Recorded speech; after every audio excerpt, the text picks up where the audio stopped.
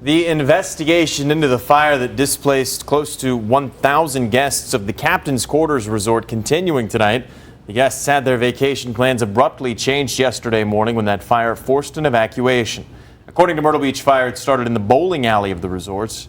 While no one was hurt, there's still questions about what's next for those tourists, and many of them were taken down the street to the Landmark Resort. And ABC 15's Mike Owen has been working for you all day. He has been back and forth between the Landmark to Captain's Quarters Resort, speaking with vacationers about exactly what they plan to do now. So, Mike, what all did you find out today? Jen, the vacationers I spoke with tell me they're exhausted, and most say they're packing up to head home.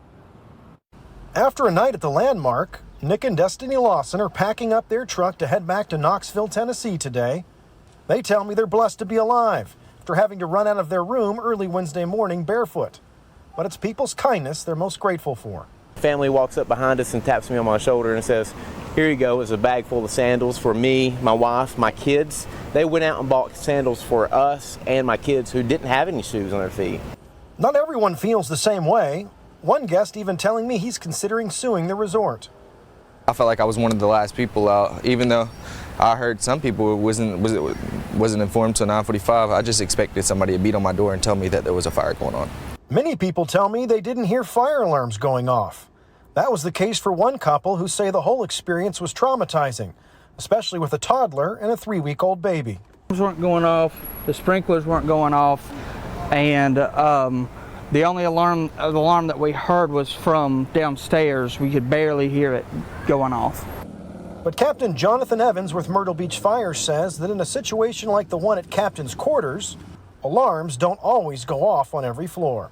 Some of the older hotels like this, they might just have them in the hallway, so maybe they did go off, they just didn't hear them. It was 5:30 in the morning. I know I'm a heavy sleeper.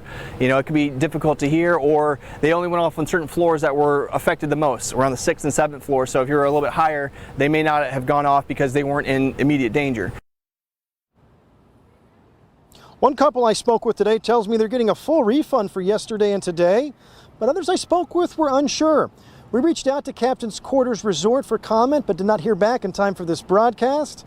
Meanwhile, you can see the resort has heavy damage, and it'll probably be some time before it will reopen. Back to you guys. Mike, thank you. And Captain Evans with Myrtle Beach Fire says while they know that the fire started in the bowling alley, discovering the cause, well, that will take some time. And he says a ceiling in the resort has collapsed, which will delay investigations.